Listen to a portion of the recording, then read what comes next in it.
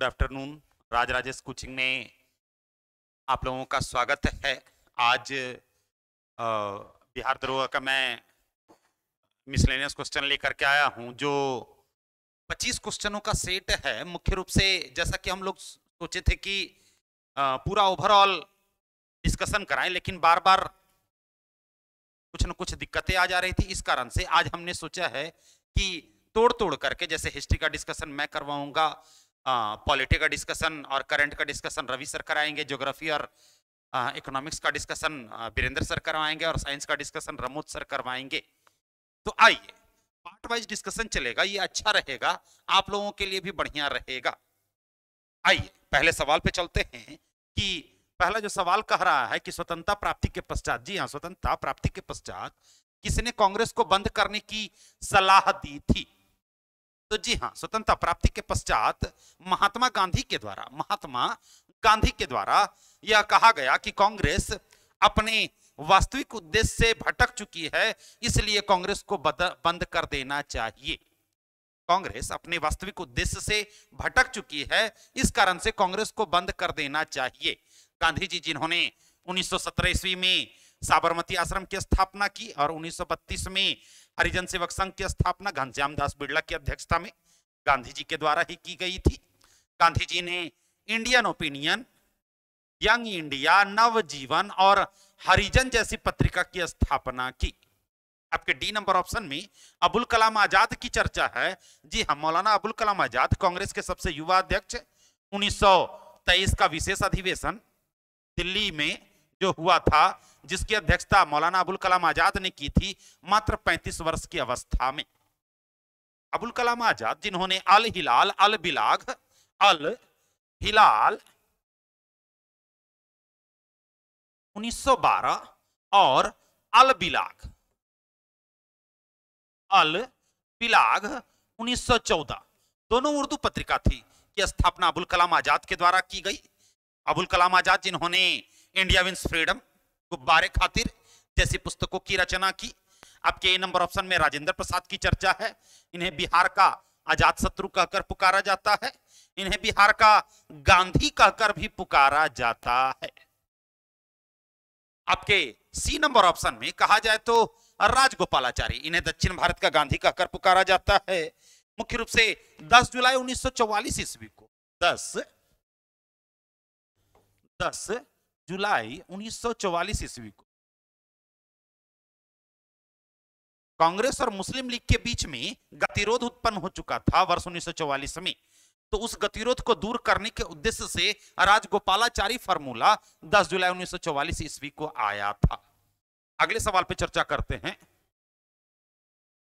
अगले सवाल पे चर्चा करेंगे, दूसरा नंबर सवाल देखेंगे। जी हाँ, दूसरा नंबर सवाल देखेंगे, गांधार कला निम्न की विशेषता है। जी हाँ, गांधार कला निम्न की विशेषता है। कहा जाता है मौर्य काल में दो कला का विकास हुआ था, मथुरा कला और गांधार कला का विकास हुआ था। मथुरा कला जहां शुद्ध भारतीय शैली है। जी हां, मथुरा कला की बात करेंगे तो ये शुद्ध भारतीय शैली है, मथुरा कला। और क्वेश्चन होगा गांधार कला निम्न की विशेषता है, तो भारतीय और यूनानी शैली के मिश्रण को, भारतीय और यूनानी शैली के मिश्रण को गांधार कला कहकर पुकारा जाता है। वहीं मथुरा कला शुद्ध भारतीय शैली है। इसमें मथुरा कला में जहां लाल बलुआ पत्थर का प्रयोग, लाल बलुआ पत्थर का प्रयोग किया जाता था, वहीं गांधार कला में सिर्फ और सिर्फ बलुआ पत्थर का प्रयोग किया जाता है। अगले सवाल पर चर्चा करते हैं। तीसरा नंबर सवाल देखेंगे, कुतुब मीनार। जी हां, कुतुब मीनार के प्रवेश द्वार को किस नाम से जाना जाता है? तो अलाई दरवाजे के नाम से जाना जाता है। जी हां, अलाई दरवाजा, सीरी का किला, हजार सितून महल। अलाई दरवाजा, सीरी का किला, हजार सितून महल, हजार खंभों वाला महल जो है जमात खां मस्जिद। जी हां, जमात खां मस्जिद भी, जमात खां मस्जिद का निर्माण भी अलाउद्दीन खिलजी के द्वारा करवाया गया।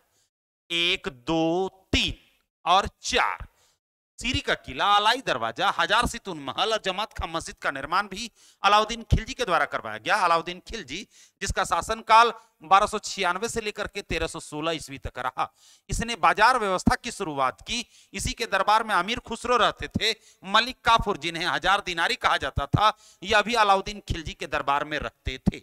आपके बी नंबर ऑप्शन में बुलंद दरवाजे की चर्चा है। इसकी स्थापना 1602 ईस्वी में अकबर के शासन काल में, जी हां, फतेहपुर सिकरी नगर में हुई थी। बुलंद दरवाजे का वास्तुकार बहाउद्दीन था। बुलंद दरवाजे का वास्तुकार बहाउद्दीन था। अगले सवाल पे चर्चा करते हैं। 4 नंबर सवाल देखेंगे कि जहांगीर, जी हां, जहांगीर का शासनकाल 1605 से लेकर के 1627 ईस्वी तक रहा। जहांगीर ने अपने चित्रकारों में किसे नादिर उल असरा की उपाधि प्रदान की? जी हां, जहांगीर कहा जाए तो चित्रकला का स्वर्णिम युग इसके काल को कहा जाता है।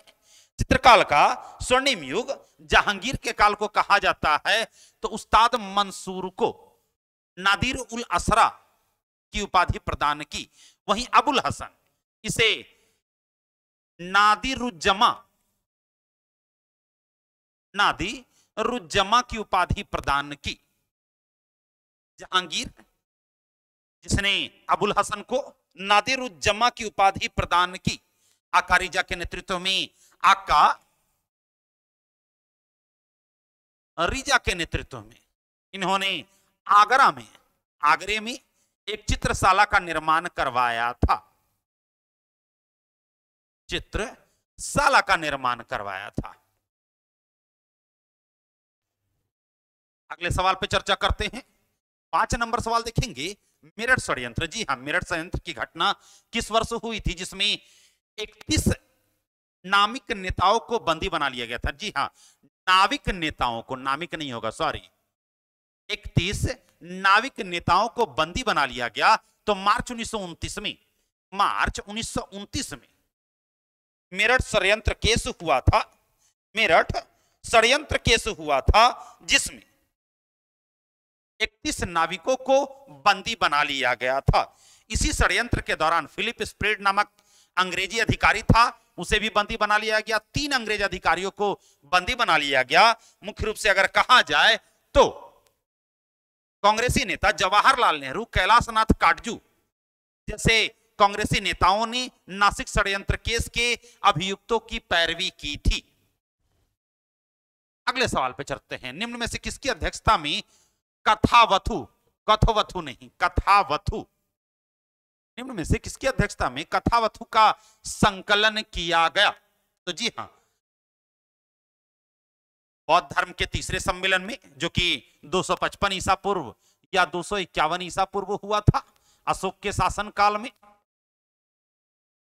मोगलीपुत्तिस की अध्यक्षता में। कथावथु को अभिधम्म पीटक के नाम से भी जाना जाता है। अभिधम्म पीटक के नाम से भी जाना जाता है। मुख्य रूप से यह बौद्ध दर्शन पर आधारित पुस्तक है। महाकश्यप की अध्यक्षता में प्रथम बौद्ध सम्मेलन हुआ था जिसमें सूत पीटक और विनय पीटक की रचना की गई। जहां सूत पीटक की रचना आनंद के द्वारा की गई, वहीं विनय पीटक की रचना उपाली के द्वारा की गई। सूत पीटक में जहां महात्मा बुद्ध के उपदेशों का विवरण है, वहीं विनय पीटक में बौद्ध आचार्यों के दैनिक नियम की चर्चा की गई है। सबका मीर ये दूसरे बौद्ध सम्मेलन की अध्यक्षता करते हैं, और वसुमित्र इसी दूसरे सम्मेलन में, काला अशोक के समय में दूसरा बौद्ध सम्मेलन हुआ था जिसमें दैनिक नियम के प्रश्न पर बौद्ध धर्म 2 भागों में बट गया, स्थिवर और महासंघिक।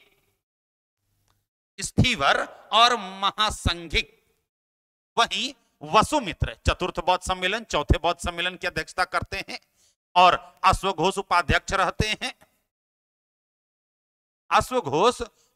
रहते हैं। जहां अध्यक्ष पद पर रहते हुए वसुमित्र ने महाविभास शास्त्र नामक पुस्तक की रचना की। इसे बौद्ध धर्म का विश्वकोश कहकर पुकारा जाता है। विश्वकोश घोष कहकर पुकारा जाता है, वहीं उपाध्यक्ष पद पर रहते हुए अश्व घोष ने बुद्ध चरितम नामक, महात्मा बुद्ध के चरित्र पर आधारित पुस्तक बुद्ध चरितम नामक पुस्तक की रचना की। इसे बौद्धों का रामायण कहकर पुकारा जाता है। अश्व घोष ने सौदरानंद काव्य, सूत्रालंकार जैसी पुस्तकों की रचना की थी। अगले सवाल पर चर्चा करते हैं। 7वां नंबर सवाल देखेंगे, मध्यकालीन इतिहास में दीवाने इंसा, जी हां, दीवाने इंसा किस विभाग से संबंधित है? तो दीवाने इंसा पत्राचार विभाग से है, जो मुख्य रूप से फिरोज शाह तुगलक के द्वारा स्थापित किया गया। राजकीय अस्पताल दारुल सफा, दार उल सफा, दारुल सफा अस्पताल विभाग था। दीवाने खैरात, दीवान ए खैरात का गठन दान विभाग से है। और दीवाने अर्ज जो कि बलबन के द्वारा स्थापित हुआ था, दीवान ए अर्ज सैन्य विभाग था। दीवाने अर्ज को 2 भागों में बांटा गया, हस्मे कल्प और हस्मे अतराफ। हस्मे कल्प केंद्र की सेना थी, हस्मे अतराफ प्रांत की सेना थी। अगले सवाल पे चर्चा करते हैं।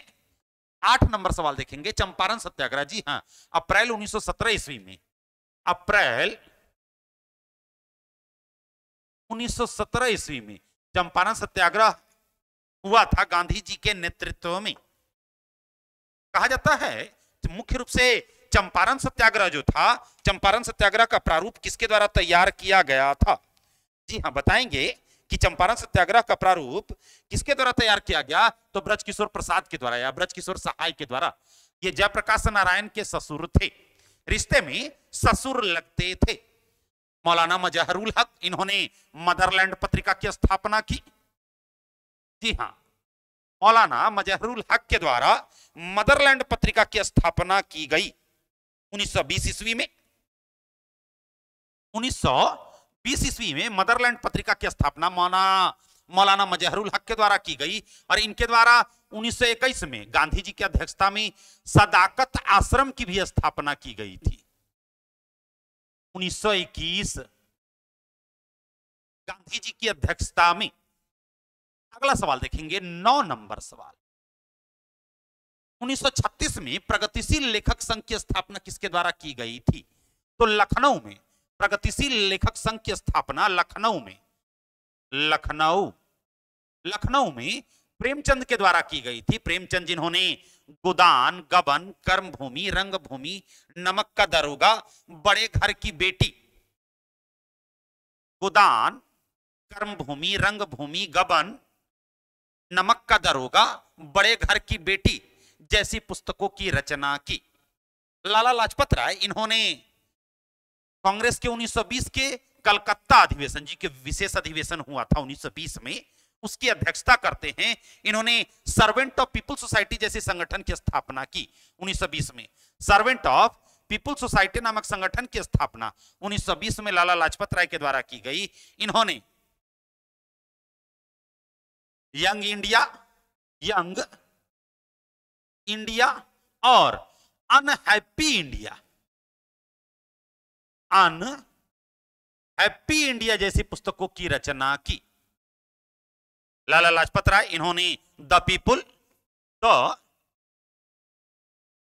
पीपुल और संध्या जैसी पत्रिका की स्थापना की। अब्दुल गफ्फार खां, इन्होंने 1929 ईस्वी में खुदाई खिदमतगार नामक संगठन की स्थापना की। इन्हें फ्रंटियर गांधी के नाम से भी जाना जाता है और सीमांत गांधी के नाम से भी जाना जाता है। आपके सी नंबर ऑप्शन में सत्यमल की चर्चा है। इन्होंने 1924 ईस्वी में अखिल भारतीय साम्यवादी दल की स्थापना, अखिल भारतीय साम्यवादी दल की स्थापना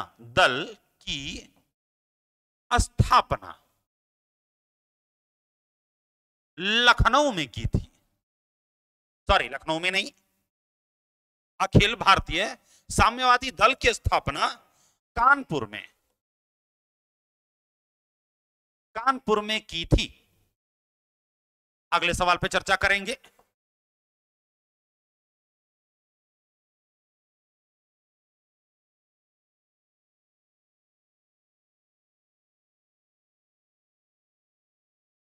10 नंबर सवाल, भारतीय राष्ट्रीय आंदोलन के इतिहास के संदर्भ में राजनीतिक सुधार, जी हां, राजनीतिक सुधार के आंदोलन शुरू करने वाले पहले भारतीय कौन थे?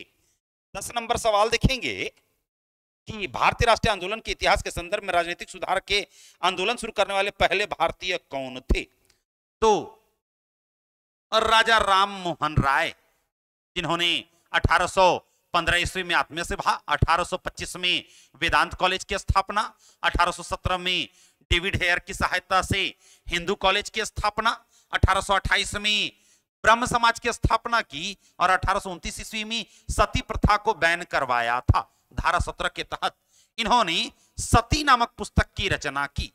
एकेश्वरवादियों का उपहार जैसी पुस्तकों की रचना राजा राम मोहन राय के द्वारा की गई। राम मोहन राय को राजा की उपाधि अकबर द्वितीय के द्वारा दी गई थी। इन्हें आधुनिक भारत का पिता, भारतीय पुनर्जागरण का अग्रदूत, भारतीय राष्ट्रीय प्रेस का संस्थापक कहकर पुकारा जाता है। आपके ए नंबर ऑप्शन में दादा भाई नौरोजी की चर्चा है। इन्हें ग्रैंड ओल्ड मैन कहकर पुकारा जाता है, जिन्होंने 1866 ईस्वी में ईस्ट इंडिया एसोसिएशन की स्थापना लंदन में की थी। दादा भाई नौरोजी, इन्होंने पारसी समाज के सुधार हेतु रस्त गुप्तार नामक या रप्त गुप्तार नामक गुप्तार नामक पत्रिका की स्थापना की। दादा भाई नौरोजी कांग्रेस के पहले पारसी अध्यक्ष। धन निष्कासन का सिद्धांत दिया था, जिसके कट्टर विरोधी सर सैयद अहमद खां थे। इन्होंने poverty and British rule of India में भारत के राष्ट्रीय आय का मापन 1866-67 में किया था। सुरेंद्रनाथ बनर्जी, इन्होंने बंगाली नामक पत्रिका की स्थापना की। बंगाली नामक पत्रिका की स्थापना की। सुरेंद्रनाथ बनर्जी, इन्होंने स्वदेशी आंदोलन चलाया था। स्वदेशी आंदोलन चलाया था इन्हीं की अध्यक्षता में।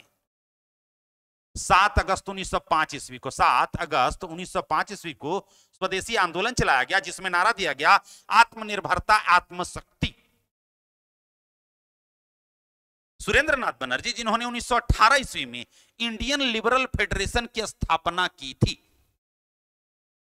इंडियन एसोसिएशन नामक संगठन की स्थापना 1876 ईस्वी में सुरेंद्रनाथ बनर्जी के द्वारा की गई थी।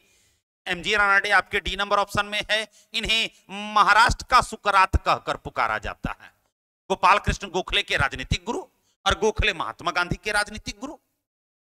इन्हें महाराष्ट्र का सुकरात कहकर पुकारा जाता है। इन्होंने 1870 ईस्वी में पूना सार्वजनिक सभा नामक संगठन की स्थापना की।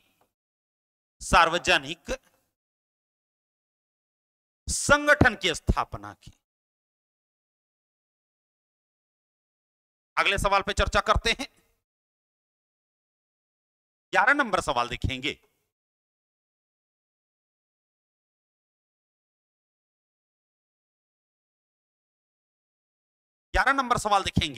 निम्न में से कौन सुमेलित है? तो पहला है प्रथम अंग्रेज अध्यक्ष 1888 जॉर्ज यूले। जी हां, जॉर्ज यूले की अध्यक्षता में इसी अधिवेशन में लाला लाजपत राय पहली बार कांग्रेस की सदस्यता ग्रहण करते हैं। प्रथम पारसी अध्यक्ष 1886 कलकत्ता, बिल्कुल सही, दादा भाई नौरोजी। दादा भाई नौरोजी। और इसी अधिवेशन में 1886 के कलकत्ता अधिवेशन में यह निर्णय लिया गया कि भारतीय यूनियन कांग्रेस का नाम बदलकर दादा भाई नौरोजी के सलाह पर भारतीय राष्ट्रीय कांग्रेस कर दिया जाएगा, और तब से कांग्रेस का नाम भारतीय राष्ट्रीय कांग्रेस पड़ गया। प्रथम मुस्लिम अध्यक्ष 1887 बदरुद्दीन तैयबजी। बदरुद्दीन तैयबजी। तो तीनों सही हैं, आंसर हो जाएगा डी, उपयुक्त में से सभी। उपयुक्त में से सभी। आइए अगले सवाल पे चर्चा करते हैं। 12 नंबर सवाल, कालक्रम को निम्न को सही व्यवस्थित करें। कालक्रम को निम्न को सही क्रम में व्यवस्थित करें। तो मार्च 1942, मार्च 1942 आपके पहले नंबर में क्या होगा? Cabinet mission. March 1946 March 1946। Wavell योजना की बात करेंगे तो जून 1945, 14 जून 1945, 14 जून 1945। अगस्त प्रस्ताव की बात करेंगे, अगस्त प्रस्ताव की बात करेंगे तो 8 अगस्त 1940, 8 अगस्त 1940। और नौसैनिक विद्रोह कब हुआ था? तो नौसैनिक विद्रोह हुआ था 18 फरवरी 1946। तो हो जाएगा क्या आंसर हो जाएगा कि 4-2-3-5-1। आंसर हो जाएगा बी, 4-2-3-5-1। अगले सवाल पे चर्चा करेंगे, देखेंगे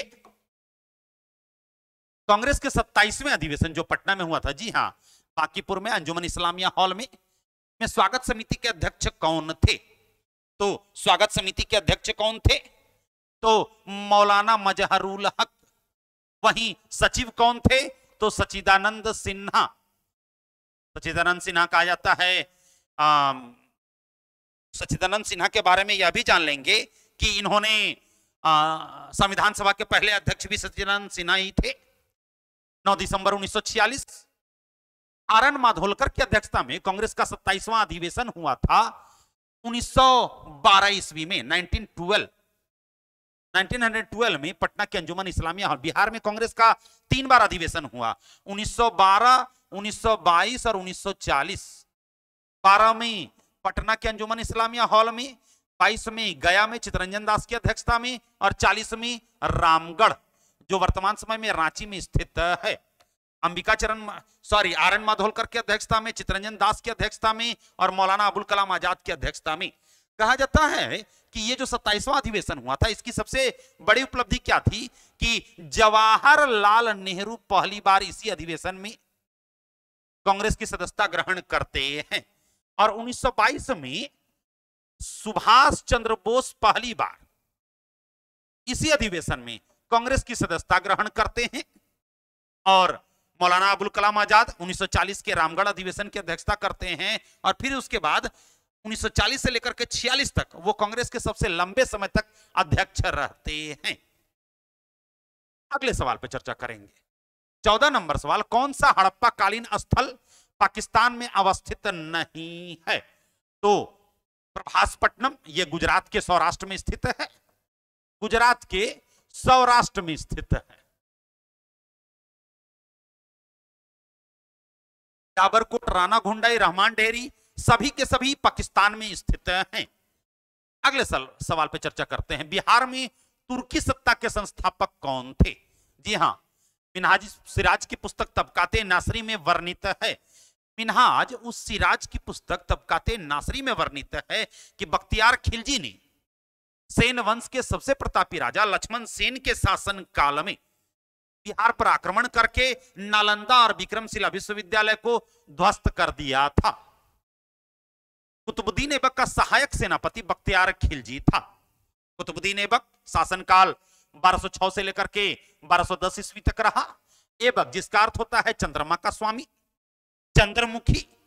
अधिक सुंदर होने के कारण कुतुबुद्दीन ऐबक को हातिम द्वितीय कहकर पुकारा जाता है। लाखों का दान देने के कारण कुतुबुद्दीन ऐबक को लाख बख्श कहकर पुकारा जाता है। और हाथियों का दान देने के कारण कुतुबुद्दीन ऐबक को पील बख्श कहकर पुकारा जाता है। जिसने कुतुब मीनार की नींव रखी थी। इल्तुतमिश शासनकाल 1211 से लेकर के 1236 ईस्वी तक रहा। भारत में दिल्ली सल्तनत का संस्थापक जहां कुतुबुद्दीन ऐबक था, इल्तुतमिश को वास्तविक संस्थापक माना जाता है।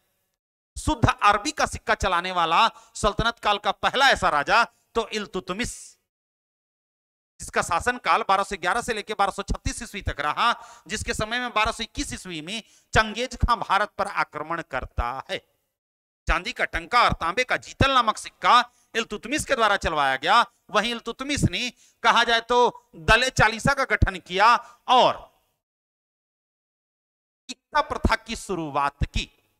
एकता प्रथा की शुरुआत की। औरंगजेब शासनकाल 1658 से लेकर के 1707 ईस्वी तक रहा। 1707 ईस्वी तक रहा औरंगजेब का शासनकाल। 1658 से लेकर के 1707 ईस्वी तक औरंगजेब का शासनकाल रहा।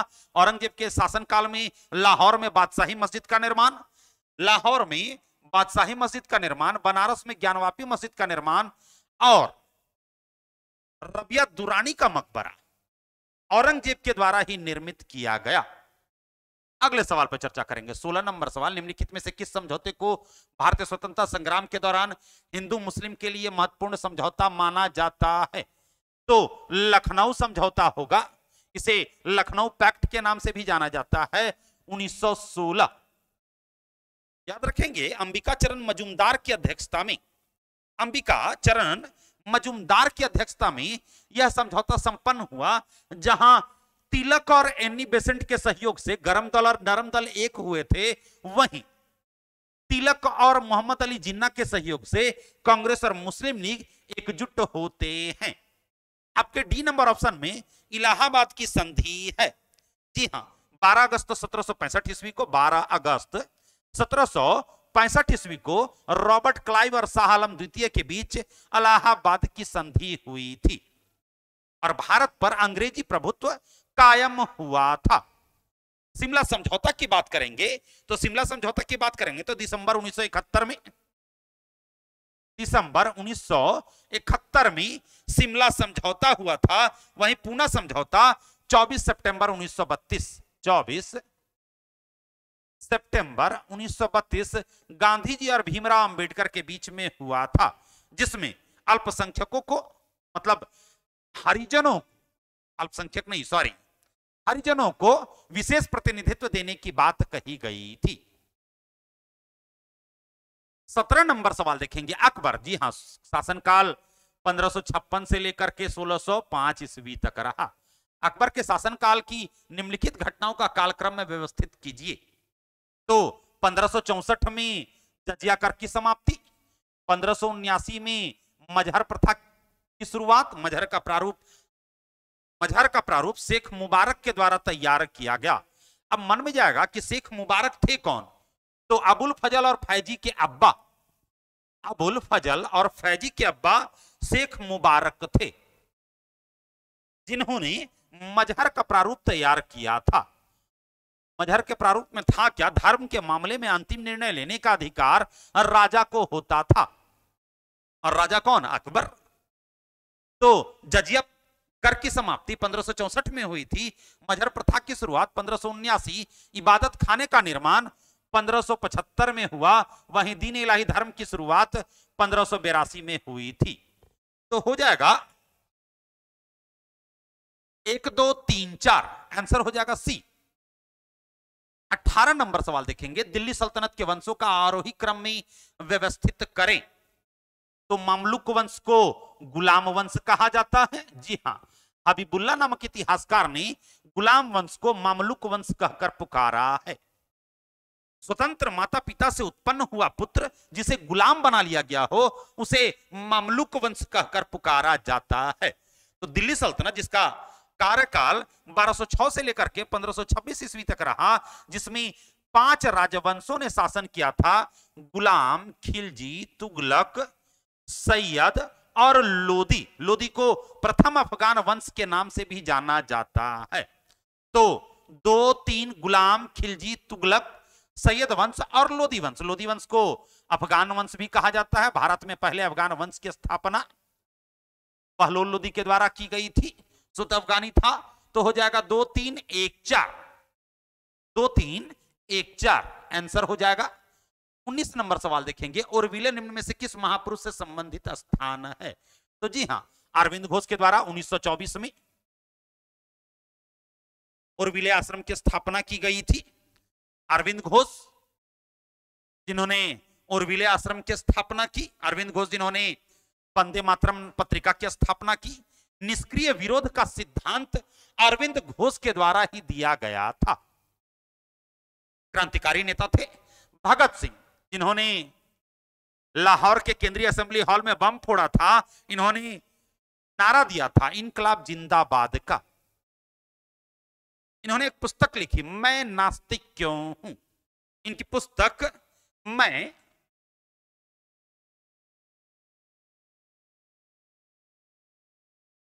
नास्तिक क्यों हूं। नेपोलियन, जी हां, फ्रांस की राज्य क्रांति में महत्वपूर्ण भूमिका थी। सर्वप्रथम नेपोलियन ने ही इंग्लैंड को बनियों का देश कहकर पुकारा है। फ्रांस की क्रांति की शुरुआत 1789 में हुई थी। कहा जाता है राजशाही वंश का समाप्ति होकर के राजशाही वंश पूरी तरह से समाप्त हो गया था और प्रजातंत्र की शुरुआत हुई थी, लोकतंत्र की शुरुआत हुई थी और फ्रांस की क्रांति में स्वतंत्रता, समानता और बंधुत्व का नारा दिया गया था।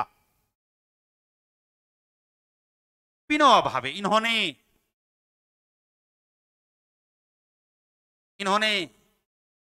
इन्होंने पवनार आश्रम की स्थापना की। जी हां, 1934 ईस्वी में कहा जाए तो महाराष्ट्र के वर्धा जिले में पवनार आश्रम की स्थापना की गई और इसी पवनार आश्रम से 17 अक्टूबर 1940 ईस्वी को गांधी जी के द्वारा व्यक्तिगत सत्याग्रह आंदोलन चलाया गया, जिसके प्रथम सत्याग्रही विनोबा भावे, दूसरे सत्याग्रही जवाहरलाल नेहरू, तीसरे सत्याग्रही जवाहर ब्रह्मदत्त और चौथे सत्याग्रही मौलाना मजहरुल हक थे। व्यक्तिगत सत्याग्रह आंदोलन में पहली महिला सत्याग्रही सरोजनी नायडू थी। विनोबा भावे, जिन्होंने 18 अप्रैल 1951 ईस्वी को भूदान आंदोलन की शुरुआत की। भूदान आंदोलन की शुरुआत की और आगे चल करके 1954 ईस्वी में आंध्र प्रदेश के नलगोंडा जिले से भूदान आंदोलन की शुरुआत होती है। आंध्र प्रदेश के नलगोंडा जिले के पोचमपल्ली ग्राम से 1951 में भूदान आंदोलन की शुरुआत होती है और 1954 ईस्वी में ग्रामदान आंदोलन की शुरुआत हुई। भारत का पहला ग्रामदान आंदोलन उड़ीसा से हुआ था। अगले सवाल पर चर्चा करते हैं। 20 नंबर सवाल देखेंगे, निम्न में से किस खेल में संतोष ट्रॉफी दी जाती है? तो फुटबॉल में संतोष ट्रॉफी दी जाती है, डूरंड कप फुटबॉल से है, सीजर्स कप फुटबॉल से है, मर्डेका कप फुटबॉल से है, रोवर्स कप फुटबॉल से है, कोपा कप फुटबॉल से है और बाकी जो कप है आप लोग देख लीजिए। हॉकी से अजलान शाह कप है, मुरुगप्पा गोल्ड कप है, पेटन कप हॉकी से स्थित है ना। बैडमिंटन से उबेर कप है, सुधीरमन कप है, उबेर कप है, सुधीरमन कप है, थॉमस कप है, कोनिका कप है। क्रिकेट से IPL, Big Bash League cricket से है। कहा जाता है क्रिकेट में Hemant Trophy, Deodhar Trophy, Duleep Trophy, C K Naidu, Ranji Trophy, ये सब क्रिकेट से है। अगले सवाल पर चर्चा करते हैं। स्वर्ण मयूर पुरस्कार, जी हां, स्वर्ण मयूर पुरस्कार किस क्षेत्र में प्रदान किया जाता है? तो 1998 में स्वर्ण मयूर पुरस्कार की स्थापना की गई 1998 में और 40 लाख रुपए पुरस्कार राशि के रूप में दी जाती है। और स्वर्ण मयूर पुरस्कार किस क्षेत्र में दिया जाता है? तो फिल्म के क्षेत्र में दिया जाता है, चलचित्र के क्षेत्र में। खेल के क्षेत्र में राजीव गांधी खेल रत्न पुरस्कार, द्रोणाचार्य पुरस्कार, है ना, अजला, और ये क्या कहते हैं, अर्जुन अवार्ड दिया जाता है खेल के क्षेत्र में। साहित्य के क्षेत्र में नोबेल पुरस्कार दिया जाता है और विज्ञान के क्षेत्र में गुजरमल मोदी पुरस्कार दिया जाता है विज्ञान के क्षेत्र में। अगले सवाल पर चर्चा करते हैं। 22 नंबर सवाल, विश्व तंबाकू निषेध दिवस मनाया जाता है 31 मई को। जी हां, 31 मई को विश्व तंबाकू निषेध दिवस मनाया जाता है। 7 अप्रैल को विश्व स्वास्थ्य दिवस, विश्व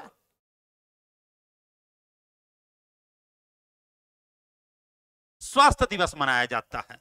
5 जून को विश्व पर्यावरण दिवस, विश्व पर्यावरण दिवस। 21 मई को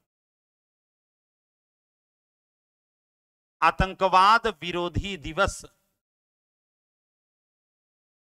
विरोधी दिवस के रूप में मनाया जाता है। 23 नंबर सवाल देखेंगे, गरुड़ वाहन किस राज्य का लोक नृत्य है? जी हां, गरुड़ वाहन किस राज्य का लोक नृत्य है? तो उड़ीसा। जटूर लोक नृत्य भी उड़ीसा का है। आपके डी नंबर ऑप्शन में मिजोरम की चर्चा है। चेरकॉन लोक नृत्य, चेरकॉन,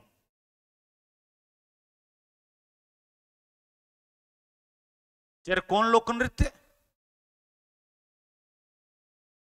पाखुपीला लोक नृत्य मिजोरम से है। पश्चिम बंगाल से जात्रा बाउल है। आसाम से खेल गोपाल, केली गोपाल। बिहू बिछुआ लोक नृत्य, बिहू बिछुआ लोक नृत्य आसाम से संबंधित है। 24 नंबर सवाल देखेंगे। 24 नंबर ध्यान देंगे तो बंदरसेरी बागवान किस देश की राजधानी है? जी हां, बंदरसेरी बागवान किस देश की राजधानी है? ब्रुनई। इसकी मुद्रा डॉलर। बोलीविया की राजधानी लापाज, बोलीविया की राजधानी लापाज और इसकी मुद्रा है बोलीवियानो। अंडोरा, जी हां, ए नंबर ऑप्शन में अंडोरा की चर्चा है। अंडोरा, इसकी मुद्रा यूरो है। बहरीन, बहरीन की राजधानी क्या हो जाएगी? मनामा। बहरीन की राजधानी मनामा और इसकी मुद्रा दिनार हो जाएगी। इसकी मुद्रा दिनार हो जाएगी।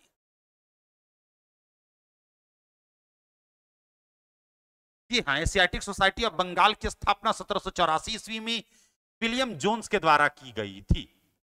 विलियम जोन्स के द्वारा। जहां 1789 ईस्वी में 1789 में अब कालिदास की पुस्तक अभिज्ञान शकुंतलम का अंग्रेजी अनुवाद किया गया, वहीं 1792 ईस्वी में विलियम जोन्स के द्वारा गीत गोविंद, जयदेव की पुस्तक गीत गोविंद का अंग्रेजी अनुवाद किया गया। जी हाँ, 1789 में जहां अभिज्ञान शकुंतलम का विलियम जोन्स ने अंग्रेजी अनुवाद किया था, वहीं 1792 में जयदेव की पुस्तक गीत गोविंद का भी अंग्रेजी अनुवाद किया था। जॉन मार्शल, इन्हीं के दिशा निर्देशन में कहा जाता है 1905 ईस्वी में लॉर्ड कर्जन के शासनकाल में भारतीय पुरातत्व सर्वेक्षण विभाग का गठन किया गया। जेम्स प्रिंसप, अशोक के अभिलेखों को 1837 में पढ़ने का जो प्रयास जेम्स प्रिंसप के द्वारा किया गया। चार्ल्स विल्किंस, जी हां, चार्ल्स विल्किंस 1785 ईस्वी में 1785 ईस्वी में भागवत गीता का अंग्रेजी अनुवाद, भागवत गीता का अंग्रेजी अनुवाद चार्ल्स विल्किंस के द्वारा ही किया गया। आज के लिए इतना ही है, सॉरी, आज के लिए इतना ही। अगला जो डिस्कशन होगा वो पॉलिटी का होगा, रवि सर लेंगे। मैं चाह रहा हूं कि थोड़ा थोड़ा करके ही आप लोगों को डिस्कशन दूं और वो फायदेमंद होगा। जब तक दरोगा का रिजल्ट नहीं आ जाता है और जब तक पता नहीं चल जाता है कि कौन कौन पास हो गए हैं, आप लोगों के लिए फायदा होगा। चलिए, आज के लिए इतना ही, धन्यवाद।